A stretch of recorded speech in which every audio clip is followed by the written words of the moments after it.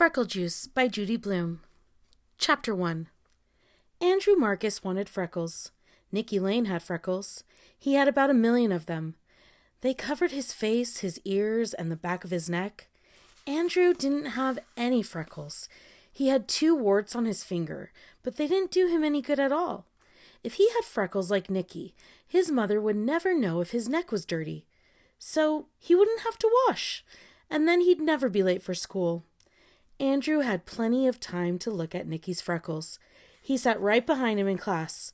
Once he even tried to count them. But when he got to 86, Miss Kelly called, "Andrew, are you paying attention?" "Yes, Miss Kelly," Andrew said. "Good, Andrew. I'm glad to hear that. Now will you please pick up your chair and join your reading group? We're all waiting for you." Andrew stood up in a hurry. His reading group giggled, especially Sharon. He couldn't stand that Sharon. She thought she knew everything. He picked up his chair and carried it to the corner where his reading group sat.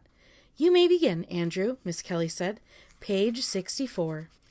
Andrew turned the pages in his book. 64. He couldn't find it. The pages stuck together. Why did Miss Kelly have to pick him? Everybody else had their books open to the right page. Sharon kept giggling. She covered her mouth to keep in the noise, but Andrew knew what was going on. He finally found page 64, right where it was supposed to be, between pages 63 and 65. If he had his own freckles, he wouldn't have to count Nicky Lane's. Then he'd hear Miss Kelly when she called reading groups, and nobody would laugh at him. Later, when the bell rang, Andrew poked Nicky Lane. "What do you want?" Nicky asked, turning around.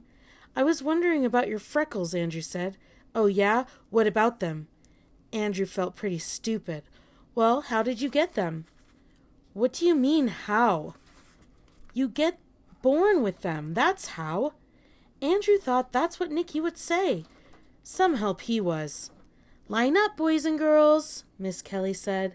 "Time to go home now.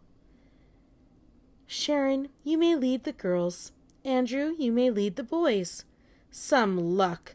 Just when he got to be leader, he had to stand next to Sharon. When they were in line, Sharon whispered to Andrew, "Psst, I know how to get them." "How to get what?" Andrew asked. "Freckles," Sharon said. "Who asked you?" "I heard you ask Nicky about his." Sharon ran her tongue along her teeth. She was always doing that. "Do you want to know how to get them?" Sharon asked.